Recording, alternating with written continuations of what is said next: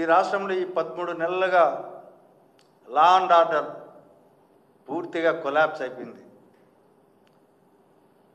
చట్టాలు నిర్వీర్యమైపోయినాయి. పోలీసు వ్యవస్థ భ్రష్టు పట్టిపోయింది. కేసుల నమోదు, విచారణ, దర్యాప్తుల ప్రక్రియ అపహాస్యానికి గురవుతోంది. బాధితులకు అండగా ఉండాల్సిన పోలీసులు ఇవాళ పూర్తిగా రాజకీయ ఆటలో కీలుబొమ్మలుగా వ్యవహరిస్తున్న సన్నివేశాలను మనం చూడాల్సిన దుస్థితి వస్తూ ఉంది.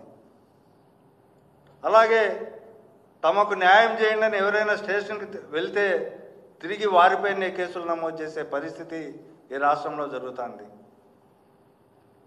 చట్ట ప్రకారం జరగాల్సిన అరెస్టులు జరగకపోగా బాధితులనే నిందితులుగా చేరుస్తున్న ఉదంతాలు జరుగుతున్నాయి. ఇది ప్రభుత్వం, పోలీసులు కలిసి చట్టాన్ని తాము ఇష్టం వచ్చిన రీతిలో ఉపయోగించుకున్న పరిస్థితి ఇవాళ జరుగుతూ ఉంది.